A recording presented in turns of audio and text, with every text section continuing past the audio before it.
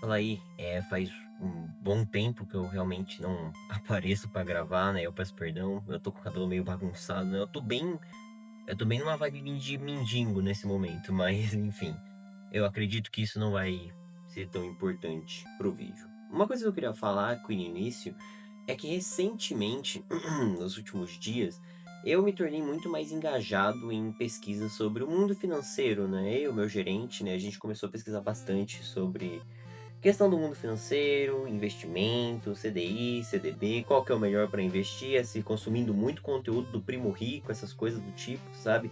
Assistindo a live do Twitter, coisas assim. A gente estava se perguntando, né, qual que seria o melhor investimento, onde seria o melhor lugar para a gente colocar o nosso dinheiro.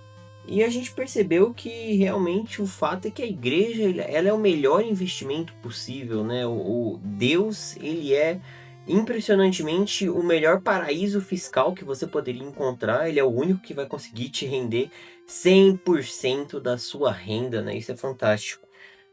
Eu lembro que eu sou cristão e costumava frequentar uma igreja próxima de onde eu moro, em que o pastor ele falava uma frase muito interessante. Ele falava o seguinte: Deus é o melhor sócio que eu encontrei na minha vida, porque ele pede somente 10% da minha renda e ele me devolve 90%.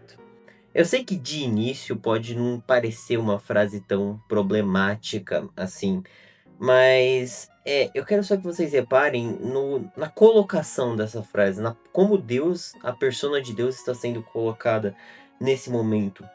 Deus ele está sendo tratado como um grande retorno financeiro, como algo em que você coloca uma certa grana e ali ele vai devolver muito mais para você, ele vai pedir pouco, sabe? Não tem uma retirada, não tem um risco, é um investimento certeiro.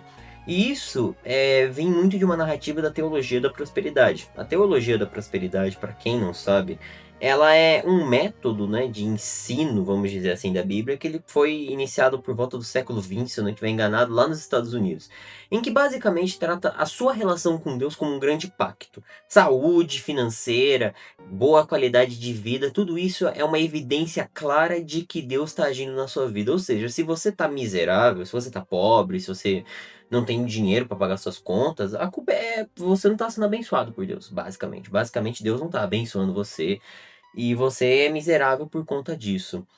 E normalmente, isso é muito focado, e ultimamente eu tô vendo isso acontecendo muito em muitas igrejas, onde está sendo essa apelação gigantesca pelo dinheiro, essa busca incessante pelo dinheiro.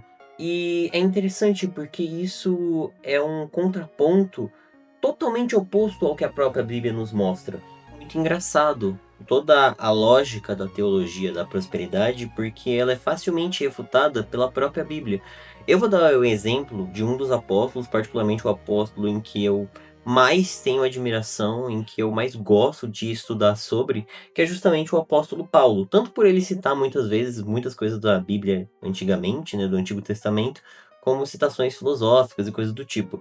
Eu vou estar lendo nesse momento, tá em 2 Coríntios, só que não vai mostrar na câmera, mas tá em 2 Coríntios. E olha só que interessante que ele fala: em viagens muitas vezes, em perigos de rios, em perigos de salteadores, em perigos dos da minha nação, em perigos dos gentios, em perigos na cidade, em perigos no deserto, em perigos no mar, em perigo entre os falsos irmãos, em trabalhos e fadigas, em vigílias muitas vezes, em fome e sede, em jejum muitas vezes, em frio, em nudez. Paulo, ao longo de muitas das suas cartas, não só essa, ali ele 2 Coríntios só, mas em várias outras ele cita coisas parecidas. Ele mostra dificuldades que ele passou devido ao amor e à pregação do Evangelho de Cristo. Em nenhum momento ele diz que ele é muito rico. Ele cita que ele aprendeu a viver em ambos os mundos. Ele aprendeu a viver com fartura e em necessidade, com frio ou com fome, coisa do tipo. Ele aprendeu a viver por amor a Cristo. Ele cita em uma de suas cartas que ele nunca pediu auxílio de uma das igrejas porque ele não queria ser pesado a eles. Ele queria fazer de tudo para que aquela igreja não visse ele como um usurpador, querendo somente os bens e tudo mais, como muitos faziam naquela época e ainda fazem nos dias de hoje. É engraçado porque muitas pessoas elas vão citar em momentos de dízimo, em momentos de oferta, Malaquias 3, em que Deus fala sobre entregar os dízimos e as ofertas para manter a casa do Senhor. Eles simplesmente jogam isso sem um contexto, sabe? E também vale a própria interpretação da pessoa. Quando Deus ele fala que ele vai abrir as janelas dos céus e encher de abastança, né, a sua casa, no que exatamente ele está se referindo? Quem disse necessariamente que ele vai te entregar dinheiro? Melhor, desde quando Deus ele citou que o dinheiro era importante para a tua vida? Em que momento ele fala isso? A Bíblia, ao longo de muitos capítulos, ao longo de toda a sua história, ela cita que o dinheiro não era importante. Sim, muitas vezes na Bíblia você vai ver os principais personagens, principalmente mais na época do Antigo Testamento, com um grande número de riquezas, coisas do tipo, mas isso não é uma regra, não é uma regra universal que todo mundo que segue vai ter dinheiro.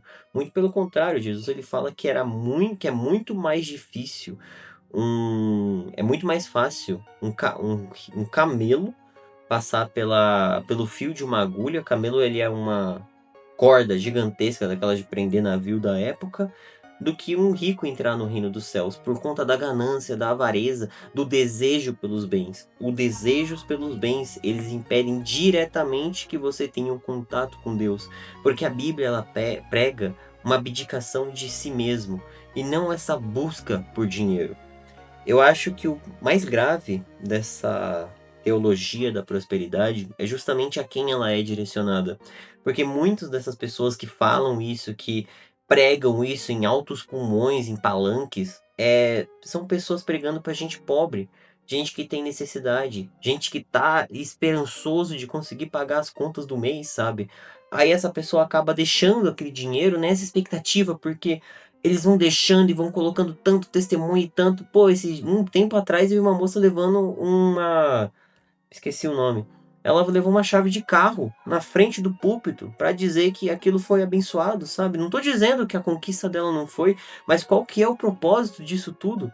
Desde quando, em que momento, toda a história da salvação da humanidade se transformou numa busca ferrenha por dinheiro?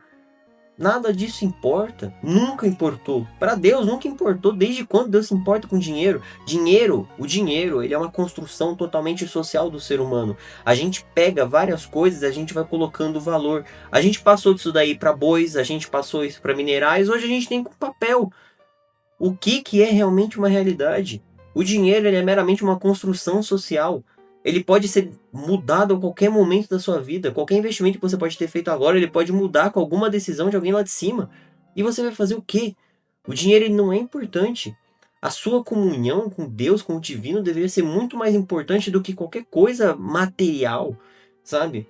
E a busca pelo material é justamente o que te impede de alcançar algum contato maior com o divino, algum contato maior com aquilo que você crê. Em todos os momentos. Eu não estou falando somente da igreja, do cristianismo, porque o cristianismo é o universo onde eu tô. E eu não sei sobre os outros.